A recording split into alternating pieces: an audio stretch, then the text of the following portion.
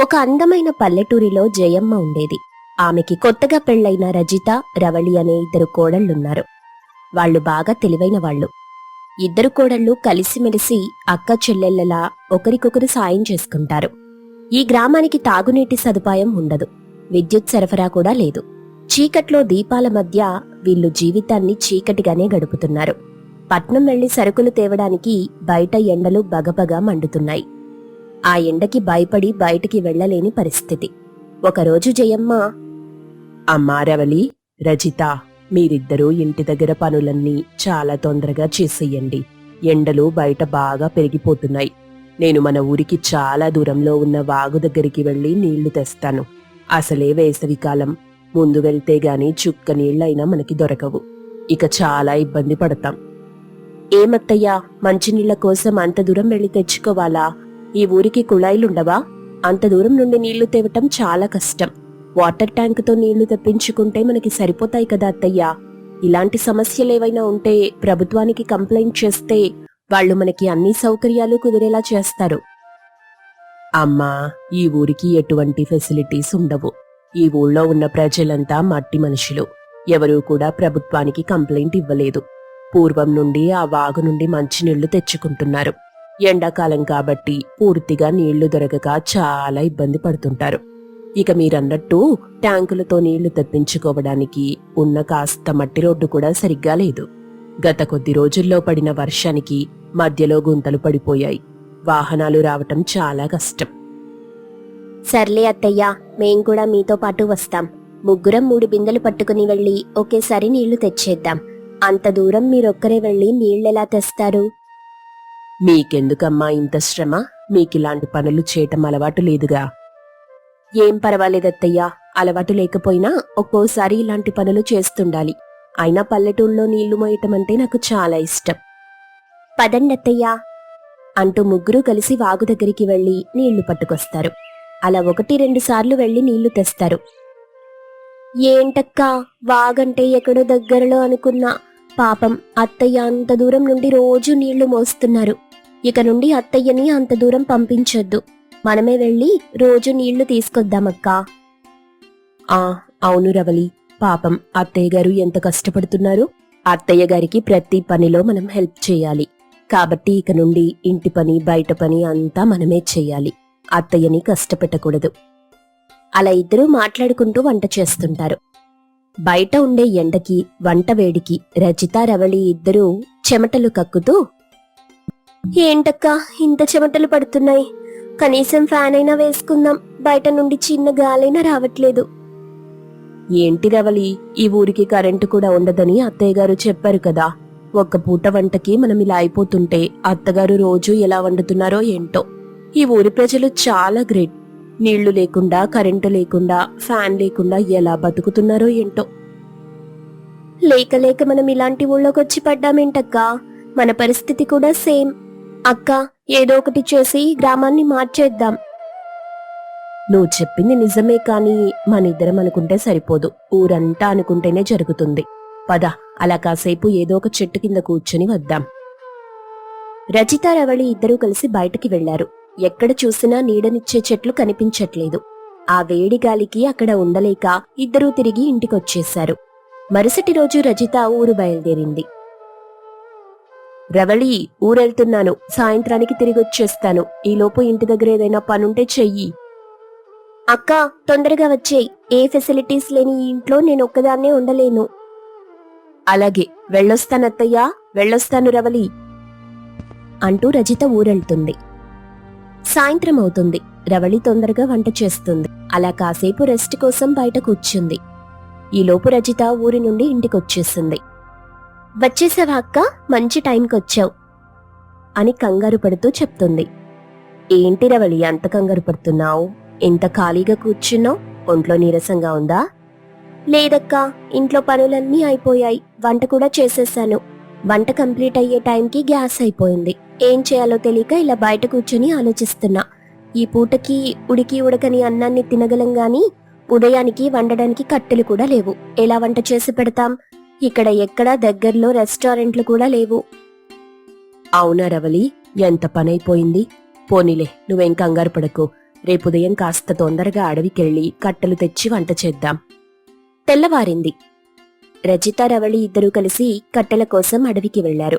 అడవి మార్గ మధ్యంలో వాళ్లకి సీతాకోకచిలుకల గుంపు ఎగురుతూ కనిపిస్తుంది. ఆ సీతాకోకలని చూసి రవళి, అక్క అటువైపు ఒకసారి చూడు, ఎంత అందంగా సీతాకోకచిలుకలు కనిపిస్తున్నాయి, బ్యూటిఫుల్ గా ఉన్నాయి. వాటిని పట్టుకుందామా అక్క? మేం చిన్నప్పుడు ఆ బటర్ఫ్లైస్ ని పట్టుకుని ఆడుకునేవాళ్లం. ఆ సీతాకోకచిలుకలా మనకి రెక్కలుంటే పైకెగరాలనిపిస్తుంది. అయినా పర్యావరణం ఎంత అందాన్నిస్తుంది. సీతాకోకచిలుక ఎన్ని రంగులతో ఎంత అందంగా కనిపిస్తుంది, మనసుకు ఆకట్టుకునేలా ఉంది. కాబట్టి వాటిని పట్టుకుందామక్కా. పర్యావరణం ఆ సీతాకోకచిలుకకి అంత అందాన్ని ఇచ్చిందంటే ఆ అందాన్ని చూసి మనం ఆనందించాలి గాని అలా రెక్కలు పట్టుకుంటే వాటి ప్రాణం పోతుంది. చిన్నపిల్లలాగా పట్టుకుంటానంటున్నావేంటి రవళి? ఈ సీతాకోక మనకి దొరకదు. వీటి వెనుక టైం వేస్ట్ చేసే కంటే మనం కట్టెలు తీసుకుని వెళ్లి తొందరగా వంట చేయాలి. వీటిని వదిలిపెట్టేయ్. అక్క ప్లీజ్ పట్టుకుందామక్క, ప్లీజ్ ప్లీజ్ అని బ్రతిమాలుతుంది. సర్లే పద అంటూ ఇద్దరూ కలిసి ఆ సీతాకోకచిలుకల వెంట వెళ్తారు. ఆ సీతాకోకచిలుక అలా దూరంగా వెళ్లిపోతుంది. ఎంత దూరం వెళ్లినా సీతాకోకచిలుక దొరకదు. చూడు రవళి, ఎంత దూరం వచ్చేసాం, కానీ సీతాకోకచిలుక మనకు దొరకట్లేదు. దాని వెంట మనం ఎంత దూరం వెళ్లినా మనకది దొరకదు. నా మాట విని కట్టెలు పట్టుకుని ఇంటికెళ్ళిపోదాం. నువ్వు వెళ్ళిపోతే వెళ్ళిపో, కానీ నేను రాను. ఆ సీతాకోకచిలుకను పట్టుకుని ఇంటికొస్తాను. అయినా ఆ సీతాకోకచిలుక ఇంత దూరం వెళ్తుందంటే దానివల్ల మనకి ఏదో ఒక ప్రయోజనం ఉండే ఉంటుంది. నా మాట కాదనకుండా ఇంత టైం నాతో స్పెండ్ చేశావు. ఇంకొంచెం సేపు ఓపిక పట్టు. అలా సీతాకోకచిలుక అడవి మార్గ మధ్యలోకి వెళ్తుంది. వాళ్ళిద్దరూ కూడా వాటి వెనకే వెళ్తారు. అలా వెళ్తూ వెళ్తూ వాళ్లకొక అందమైన ఎక్కువ నీరుతో నది కనిపిస్తుంది. ఆ చుట్టుపక్కల ఉన్న ప్రదేశం పెద్ద పెద్ద పచ్చని చెట్లతో మంచి వాతావరణంతో ఉంటుంది. అక్కడ రకరకాల పండ్ల చెట్లు, చిన్న చిన్న పక్షులతో ఆ పక్షుల అరుపులు ఎంతో వినసొంపుగా ఉంటాయి. ఆ ప్రదేశం ఎంతో ఆహ్లాదకరంగా కనిపిస్తుంది. ఆ ప్రదేశాన్ని చూసి, రవళి ఒకసారి అటువైపు చూడు, పెద్ద నది కనిపిస్తుంది. ఆ నది చుట్టూ చెట్లతో, పక్షులతో, అనేక రకాలైన పండ్లతో ఎంతో ఆహ్లాదంగా కనిపిస్తుంది. చాలా అందంగా ఉంది. ఇక్కడే ఉండిపోవాలనిపిస్తుంది నాకు. అవునక్క, వావ్, ఎంత అద్భుతంగా ఉంది. నేనిలాంటి అద్భుతాన్ని ఎప్పుడూ చూడలేదు. ఇంత ఎక్కువ వాటర్ చూసి ఎన్నాళ్లయిందో. నేను చెప్పాను కదా అక్క, సీతాకోకచిలుక మహిమ. దాని వెంట మనం రావటం వల్లే ఇంత అద్భుతాన్ని చూడగలిగాం. అవును రవళి, ఆ సీతాకోకచిలుకకి మనం థ్యాంక్స్ చెప్పాలి. ఇక్కడ మనం ఇల్లు కట్టుకుని ఉండిపోవాలనిపిస్తుంది. ఎందుకంటే ఇక్కడ అన్ని ఫెసిలిటీస్ మనకుంటాయి. వాటర్కి బయటికి ఎక్కడికి వెళ్లాల్సిన అవసరం లేదు. మన గ్రామంలో పూర్తిగా వాటర్ ఉండదు, కానీ ఇక్కడ పుష్కలంగా వాటర్ ఉంటుంది. అలాగే మంచి వాతావరణం, పండ్లు, కూరలు, అన్ని పంటలు నీటి ద్వారా పండించుకోవచ్చు. మరి నువ్వేమంటావు? నీ ఆలోచన నాకూడా బాగా నచ్చింది. నాకూడా ఇక్కడే ఉండాలనిపించింది. కాకపోతే ఇల్లెక్కడ కట్టుకుంటామక్కా? నువ్వు చెప్పినట్టు ఇక్కడ అన్ని ఫెసిలిటీస్ మనకు అనుకూలంగానే ఉన్నాయి. నా దగ్గర మంచి ప్లాన్ ఉంది, చెప్తాను. చూసావా ఎంత పెద్ద పెద్ద చెట్లున్నాయో? చెట్టు తొర్రని ఇల్లుగా తయారు చేసి ఆ ఇంట్లో మనముందాం. చాలా మంచి ఆలోచన వచ్చిందక్క నీకు. నీ తెలివికి హ్యాట్స్ ఆఫ్. ఇదంతా ఈ సీతాకోకచిలుక తెచ్చిన అదృష్టమే అని వాళ్ళిద్దరూ కలిసి ఆ ప్రదేశాన్ని శుభ్రంగా తయారు చేశారు. చెట్టు మొదట తొర్రలో ఇద్దరూ ఉండే విధంగా ఇల్లు తయారు చేశారు. రవళి, డబ్బు ఖర్చు పెట్టకుండా ఇంటిని నిర్మించేశాం. ఇక తాగటానికి నీటి కోసం ఇబ్బంది పడే పనే లేదు.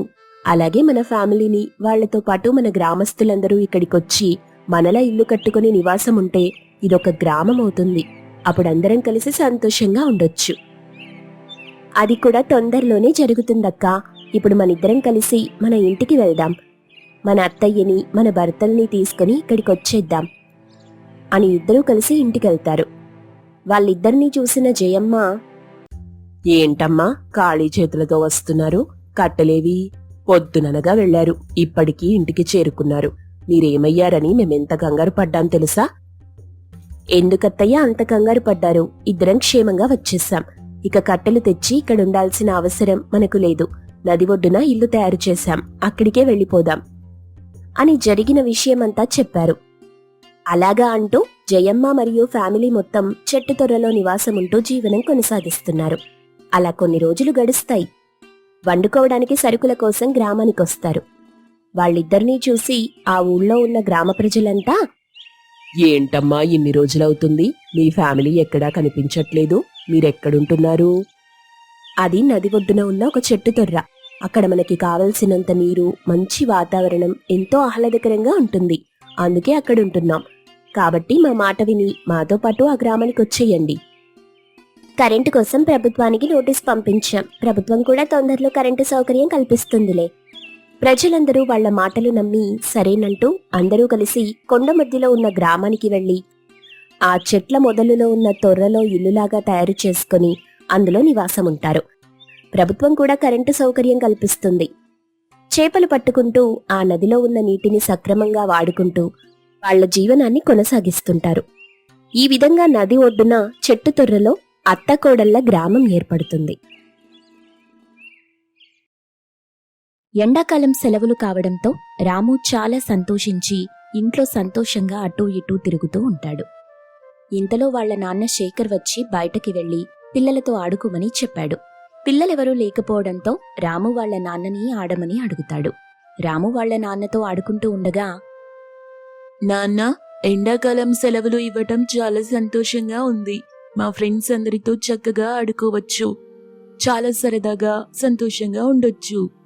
సెలవులు ఎప్పుడొస్తాయని చాలా రోజులుగా ఎదురు చూస్తున్నాను నాన్న. అవును రాము, చిన్నపిల్లలందరికీ ఎండాకాలం సెలవులంటే చాలా ఇష్టం. స్కూల్కి వెళ్ళక్కర్లేదన్న సంతోషం చాలా ఎక్కువగా ఉంటుంది. ఫ్రెండ్స్తో చక్కగా ఆడుకోవచ్చని సంతోషం వాళ్ళకి ఇంకా ఎక్కువగా ఉంటుంది. నేను కూడా చిన్నప్పుడు ఎండాకాలం సెలవులంటే ఎంత సంతోషించేవాడినో. ఆ రోజులు గుర్తొచ్చే ఇప్పుడు నీతో ఆడుకోవడానికి వచ్చాను. నీకు తెలుసా, మేం చిన్నప్పుడు బావి దగ్గర ఆడుకోవడం, ఇంకా పొలాల దగ్గరికి వెళ్ళి అక్కడ పండే పెసరకాయలన్నీ తెచ్చుకొని తినటం, ఇవన్నీ చేసేవాళ్ళం. నాన్న, మీరు మాకన్నా చాలా బాగా ఆడుకునేవాళ్ళు. అమ్మ కూడా చెప్పింది తను కూడా చిన్నప్పుడు చాలా బాగా ఆడుకునేదని. కానీ మేమిప్పుడు ఆడుకుంటుంటే మాత్రం మీరు దెబ్బలాడుతూ ఉంటారు. మేమప్పట్లో బాగా ఆడుకునేవాళ్ళం, కానీ ఇంట్లో కూడా అన్ని రకాల పనులు చేసేవాళ్ళం. మరియు ఎండాకాలంలో ఈ ఎండదెబ్బ గాని వడగాలి గాని తగలకుండా మమ్మల్ని మేము జాగ్రత్తగా చూసుకునేవాళ్ళం. కానీ ఇప్పుడు ముందు కన్నా ఎండలు చాలా ఎక్కువగా ఉంటున్నాయి. టెంపరేచర్ చాలా ఎక్కువగా ఉంది. అందుకే మీకెక్కడ ఎండదెబ్బ తగులుతుందోనని భయపడుతూ మిమ్మల్ని ఆడుకోవడానికి వెళ్ళొద్దని చెప్తున్నాం. అవునా నాన్న? అందుకనే సాయంత్రమే మా ఫ్రెండ్స్ అందరూ వస్తున్నారు ఆడుకోవడానికి. నాన్న, ఈరోజు సాయంత్రం మా ఫ్రెండ్స్తో ఆడుకున్నాక మనం ఎక్కడికైనా బయటకెళ్దామా? అలా తిరిగి ఇంటికొచ్చేద్దాం. ఈ మధ్యన ఎగ్జామ్స్ అని నన్ను ఎక్కడికి తీసుకెళ్లలేదు. ఈ రోజైనా తీసుకెళ్ళు నాన్న. సరే అయితే, సాయంత్రం నీ ఫ్రెండ్స్తో ఆడుకోవడం అయిపోయాక బయటకి తీసుకెళ్తాను. అలా మాట్లాడుకుని ఇద్దరూ తిరిగి ఇంటికొస్తారు. ఇంట్లో కూర్చొని వాళ్ళ అమ్మ అంజలికి వీళ్ళు మాట్లాడుకున్నదంతా చెప్తాడు రాము. అలా నాన్న చిన్నప్పటి విషయాలన్నీ నాకు చాలా చెప్పారమ్మా. మరియు ఈరోజు సాయంత్రం ఆడుకున్నాక నన్ను బయటకి కూడా తీసుకువెళ్తానన్నారు. అయితే తండ్రి కొడుకులిద్దరూ కలిసి చాలా విషయాలే మాట్లాడుకున్నారు. సాయంత్రం తిరిగే ప్లాన్ కూడా వేసుకున్నారు. సరే, వెళ్ళి సరదాగా ఎంజాయ్ చేసిరండి అని మాట్లాడుకుని మధ్యాహ్న భోజనాలు చేసి విశ్రాంతి తీసుకుని సాయంత్రం ఆడుకున్నాక రాము మరియు శేఖర్ బయటకి వెళ్తారు. నాన్న చూడండి, అక్కడ స్ట్రీట్ ఫుడ్ అమ్ముతున్నారు. నాకు కొనిపెట్టవా? తింటాను. వద్దు నాన్న, బయట ఫుడ్ తినకు, కడుపు పాడైపోతుంది. ప్లీజ్ నాన్న, కొనవా? ఎన్నిసార్లు అడిగినా కొనటం లేదు. మా ఫ్రెండ్స్ అందరూ తింటుంటారు. వాళ్ళందరూ చెప్తారు చాలా టేస్టీగా ఉంటుందని. ప్లీజ్ నాన్న, కొనిపెట్టవా? అయినా ఏంటి నాన్న ఇంతగా బ్రతిమాలుతున్నా ఆలోచిస్తున్నావు? కొను నాన్న. రాము అంతలా బ్రతిమాలడంతో శేఖర్ తనకి బయట స్ట్రీట్ ఫుడ్ కొనిస్తాడు. చాలా సంతోషంగా తింటాడు రాము. అలా కొద్దిసేపు బయట తిరిగి ఇంటికి చేరుకున్నారు. అమ్మా, ఈరోజు నాన్నతో పాటు బయటికి వెళ్ళాను కదా, అక్కడ బయట ఫుడ్ తిన్నాను. చాలా రుచిగా ఉందమ్మా. బయట ఫుడ్ ఎందుకు తిన్నారు? కడుపు చెడిపోతుంది కదా. అసలే నువ్వు చిన్నపిల్లాడివి. ఏదైనా ఒంట్లో బాగోకపోతే మళ్ళీ ఇబ్బంది పడతావు. ఏం పర్వాలేదు అంజలి, నేనక్కడ చూశాను, చాలా బాగా చేస్తున్నారు. ఎటువంటి ఇబ్బంది లేదు. అందుకే తింటాను అంటే ఒప్పుకున్నాను. మరియు తను తినే ఫుడ్లో కారం తక్కువగా కూడా వేయమని చెప్పాను. వాళ్ళు అలాగే చేసిచ్చారు. అమ్మా, నువ్వు కూడా నాకు అలాంటి మంచి స్ట్రీట్ ఫుడ్ చేసి పెట్టమ్మా. నూడిల్స్, పావ్ బాజీ, మంచూరియా, బజ్జీలు మా ఫ్రెండ్స్ అందరూ బయట తింటుంటారు. ఇంట్లో చేసి పెట్టవా నా కోసం? బావుందిరా సంబరం. మీ నాన్న నీకు తినిపించడం కాదు గాని నువ్వేమో ఇప్పుడు అక్కడ తిన్నవన్నీ నాకు చేసి పెట్టమని అడుగుతున్నావు. ఇంట్లో చిన్న చిన్న వంటలు, నార్మల్ వంటలు తప్ప ఇలా చేయటం నాకు రాదు. పైగా నీకు తినాలనుకుంటే బయటికి వెళ్ళి తిను, నేనైతే చేసి పెట్టలేను. ఇలా మాట్లాడుతూ ఉండగా అక్కడికి అంజలి వాళ్ళ అత్తగారు వస్తారు. ఏంటంజలి, ఏంటి అంతలా కోప్పడుతున్నావు పిల్లోడి మీద? ఏం జరిగింది? చూడండి అత్తయ్య, వీళ్ళ నాన్నగారితో బయట తినేసొచ్చి ఇప్పుడు అక్కడ తిన్నవన్నీ నన్ను వండి పెట్టమంటున్నాడు. మీకు తెలుసు కదా నాకవన్నీ వండటం రాదని, అందుకే బయటకి వెళ్ళి తినమని చెప్పాను. అలా ఎలా బయట తినమని చెప్తావు? వాడికి బయట మసాలాలు పడవని నీకు తెలుసు కదా. ఏదైనా ఇంట్లో వండినవి తింటేనే మంచిది. వాడికి పడవని తెలుసు, కాని నాకు అలాంటివన్నీ వండటం రాదు. మీకు కూడా తెలుసు కదా. పోనీలే, నీకు రాకపోతే ఏమైంది? మన కొత్త కోడలు శైలు ఉంది కదా, తనకి చెప్తాను, తను చేసి పెడుతుంది. శైలుతో మాట్లాడడానికి వాళ్ళ అత్త తన గది దగ్గరికి వెళ్ళింది. అమ్మాయి శైలు, ఒకసారి బయటకి రా.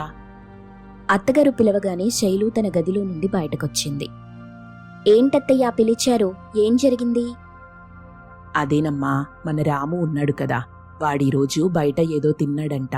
అది వాడికి బాగా నచ్చింది. రోజూ కావాలని మారం చేస్తున్నాడు. అంజలికేమో అవన్నీ వండటం రాదు. పైగా సెలవులు కదా, తననేమో రాము విసిగిస్తూ ఉన్నాడు. అవి చేయటం నీకేమైనా వస్తే వాడికి చేసి పెట్టమ్మా. అత్తయ్యగారు, నేనవన్నీ తయారు చేయటం బయట తినేటప్పుడు చూశాను గాని ఇప్పటి వరకు ఎప్పుడూ ట్రై చేయలేదు. రాము తింటానంటే ప్రయత్నించి చూస్తాను, కానీ టేస్ట్ ఎలా ఉంటుందో చెప్పలేను. నీకెలా వస్తే అలా చెయ్యి. శైలు సరే అని చెప్పి మరుసటి రోజు రోడ్డు మీద స్ట్రీట్ ఫుడ్ ఎలా చేస్తారో అలాగే చక్కగా నూడిల్స్ చేసి పెడుతుంది. ఇంతలో రాము ఆడుకుని ఇంటికొస్తాడు. రాము, నీకోసం వేడివేడిగా చికెన్ నూడిల్స్ చేశాను. కాళ్ళు చేతులు కడుక్కొని వచ్చి తిను. థ్యాంక్స్ పిన్ని. ఇంట్లోకి రాగానే వాసన చాలా బాగా అనిపించింది. ఇప్పుడే అనుకున్నా ఇంట్లో ఏదో స్పెషల్ చేస్తున్నారని. శైలు, ఇవన్నీ నీకు చేయడం వచ్చా? నాకు తెలియక వీడికేమో బయట తినమని చెప్పాను. నిజంగా నువ్వు చేస్తుంటే వాసన ఇల్లు మొత్తం వస్తుంది. అందరూ కలిసి శైలు చేసిన నూడిల్స్ తింటారు. ఇంట్లో అందరూ పొగడడంతో శైలు చాలా సంతోషిస్తుంది. పిన్ని, రేపు నాకు వెజ్ మంచూరియా చేసి పెట్టవా? రేపు నేను మా ఫ్రెండ్స్ అందరికీ చెప్తాను. మీరు బయట తిని చాలా సంతోషపడుతున్నారు, కానీ స్ట్రీట్ ఫుడ్ మా పిన్ని మా ఇంట్లోనే చేసి పెడుతుందని, బయట టేస్ట్ ఎలా ఉందో అంతకన్నా బాగా చేస్తుందని. సరే రాము, నేను రేపు నీకు వెజ్ మంచూరియా చేసి పెడతాను. తర్వాత రోజు కూడా శైలు చేసి పెట్టింది. రాము తిని చాలా సంతోషించాడు. అలా శైలు రోజు ఏదో ఒక ఫాస్ట్ ఫుడ్ చేసి ఇంట్లో అందరికీ పెడుతూ ఉండేది. అందరూ చాలా సంతోషంగా తినేవారు. కానీ ఎండాకాలం అవడంతో ఒక పక్క మామిడి పళ్ళ వేడి, ఇంకో పక్క ఫాస్ట్ ఫుడ్ బాబుకి ఒంట్లో కూడా బాగా లేకుండా అయిపోతుంది. వెంటనే డాక్టర్ దగ్గరికి తీసుకెళ్తారు. డాక్టర్ రాముని చెక్ చేసి బయటకొస్తారు. డాక్టర్ గారు, బాబుకెలా ఉంది? ఇప్పుడంతా పర్వాలేదు కదా? పిల్లవాడికి ఎండాకాలంలో మీరు చల్లని పదార్థాలు, ఒంటికి చలవ చేసే పదార్థాలు ఇవ్వాలి గాని ఒకవైపు మామిడి పళ్ళు, మరోవైపు ఫాస్ట్ ఫుడ్ పెడితే వాడి హెల్త్ ఏమవుతుంది? ఒక్కసారైనా ఆలోచించరా? మీ అంత ఇమ్యూనిటీ పవర్ పిల్లలకు ఉంటుందని అనుకుంటున్నారా? పిల్లలు అంతే, మారం చేస్తారు. కానీ ఏదివ్వాలో ఏదివ్వకూడదో మీకు తెలియాలి కదా. బాబుకి చాలా వేడి చేసింది. తనిలా అవడానికి కారణం మీరే. ఒక 2 రోజులు హాస్పిటల్లో పిల్లవాడిని ఉంచాల్సి వస్తుంది. వాడికి కంప్లీట్గా నయమయ్యాకే ఇంటికి తీసుకెళ్ళండి. శేఖర్ మరో మాట మాట్లాడలేకపోయాడు. రాముకి 2 రోజుల తరువాత పూర్తిగా నయమైంది. ఇంటికి తీసుకెళ్లారు. ఈ రోజు నుండి రాముని బయటకి పంపించకండి. ఇంట్లో ఉంచి చలువ చేసే పదార్థాలు ఇవ్వండి. ఇప్పుడు మీరు చేసిన గారాబం వల్ల ఏమైందో చూశారు కదా. ఒక వారం రోజుల పాటు జాగ్రత్తగా చూసుకోండి. తర్వాత కాకపోతే సాయంత్రం పూట ఆడుకోవడానికి పంపించొచ్చు. సరేనండి, ఈ రోజు నుండి అన్నింటిలో కారం తగ్గించి వంట చేసి పెడతాను. వాణ్ణి బాగా చూసుకుంటాను. బయట తినే ఫుడ్ ఏది ఇవ్వను. నేనేదీ కూడా ఇవ్వద్దు అనట్లేదు, కానీ రోజు అదే పనిగా స్ట్రీట్ ఫుడ్ని ఇంట్లో చేసి పెట్టారు. అలా కాకుండా 3 రోజులకు 4 రోజులకు ఒకసారి చేస్తే ఏమవుతుంది? కానీ రోజు అదే పనిగా చేసేవటం వల్ల ఈరోజు ఈ పరిస్థితి వచ్చింది. కొద్ది